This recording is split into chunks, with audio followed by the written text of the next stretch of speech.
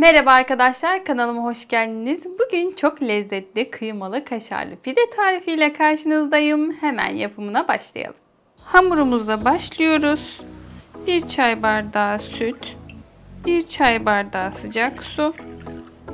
Süt soğuktu, suyum da sıcaktı. Böylece ılık bir kıvam elde ettim. 4'te 1 su bardağı sıvı yağ.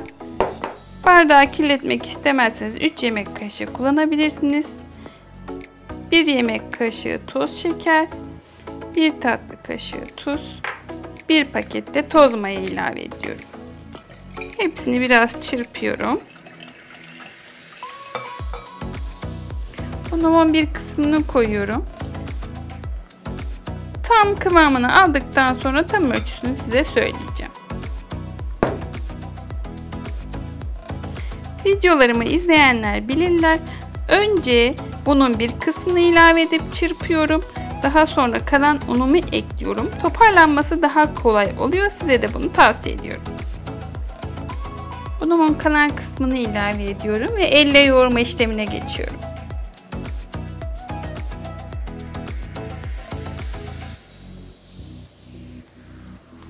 Hamurumuzu toparladık.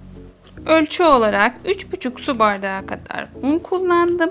Kullanılan malzemeye göre, ortamın sıcaklığına göre bile değişebileceği için 3 su bardağından sonrasını kontrollü olarak eklemenizi öneriyorum. Üzerini streç filmle kapatıyoruz. Ilık bir ortamda 1 saat mayalanmaya alıyoruz. Hamurumuz mayalanırken iç harcımızı hazırlayalım. 250 gram orta yağlı kıymamızı uygun bir kaseye alıyoruz. 2 adet küçük boy domatesi kabuklarını soyup küçük küçük doğrayıp onu ilave ediyoruz. 1 adet Charleston biber ya da sivri biber kullanıyorsanız 2 adet kullanabilirsiniz. 5-6 dal da maydanoz ilave ediyoruz. Kıymanız yağsızsa biraz üzerine birkaç kaşık kadar sıvı yağ ilave edebilirsiniz. 1 silme tatlı kaşığı tuz ekliyorum. Yarım tatlı kaşığı da karabiber ekliyorum. Ve bütün malzemeleri iyice karıştırıyorum. Tüm malzemelerimizi iyice karıştırdık. Hamurumuz mayalanınca hamurumuza geçeceğiz. Evet, 1 saat geçti. Hamurumuz gördüğünüz gibi çok güzel bir şekilde mayalanmış. Şimdi tezgahımıza açma işlemine geçiyoruz. Tezgahımıza unumuzu serpiyoruz öncelikle. Hamuru tezgahımıza alıyoruz.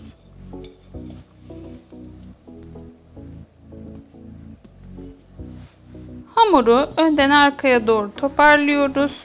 Yapışkanlığı gidiyor. Havasını alıyoruz.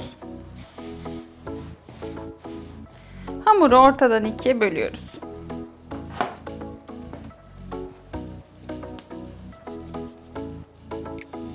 Birini kenara alalım. Açma işlemine geçiyoruz.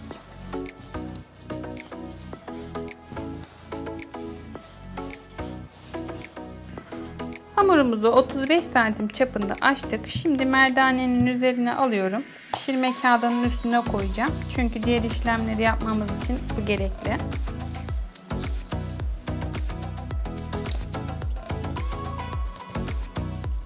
Yani hamurumuzu açtığımız ölçü 35 santim dedik ama siz göz kararı tepsi boyutunda yapabilirsiniz.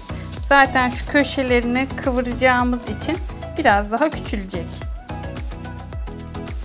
Hazırladığımız harcı köşeleri ince bir şekilde diziyoruz.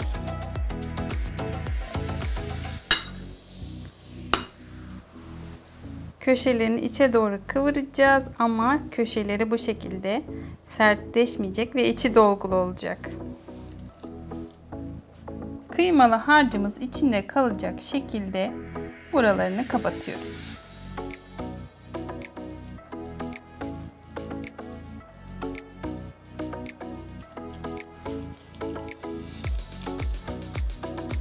Yuvarlak formunu bu aşamada düzeltebilirsiniz.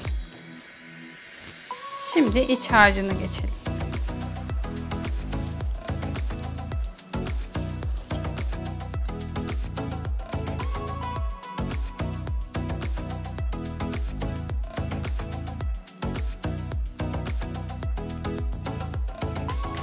İnce bir tabaka şeklinde kıymalı harcımızı her yerine yaydık.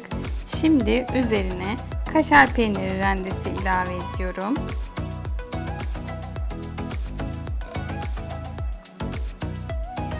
Diğer bezemize de aynı işlemi uygulayacağız.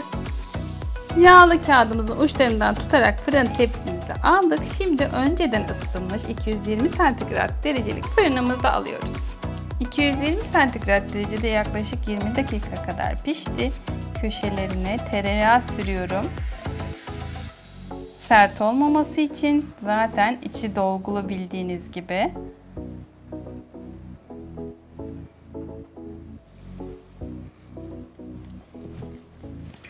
Pizza dilimler gibi dilimliyoruz.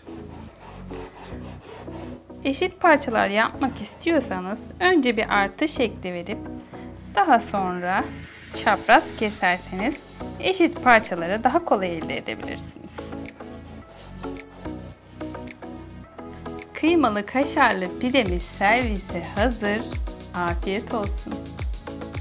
Evet arkadaşlar, bugün Ramazan sofralarınızda rahatlıkla ana yemek olarak tüketebileceğiniz köşeleri bile dolgulu kaşarlı kıymalı pide tarifiyle karşınızdaydık.